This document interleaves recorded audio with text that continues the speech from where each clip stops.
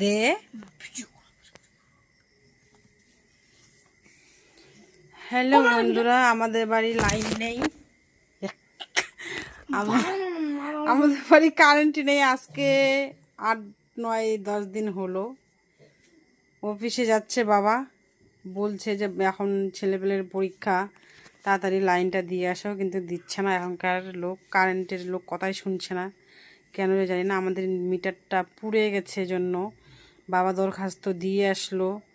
দরখাস্তর জন্য নাকি 1300 টাকা করে দিতে হয়, সেটাও দিয়ে এসেছে।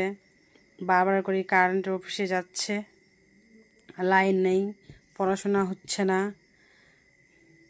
মোবাইলে লাইট দিয়ে কত পড়াশোনা হবে? এই যে কবে থেকে লাইন নেই, বারবার করে যাচ্ছি, দিচ্ছে না।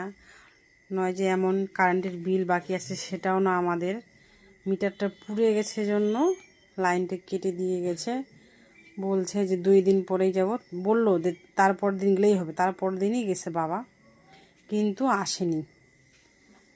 আবার নতুন করে কোটেশন জমা দিতে হয়েছে। আজ যাব কাল যাব করে আসেই না, আর আমরা অন্ধকারে বসে আছি।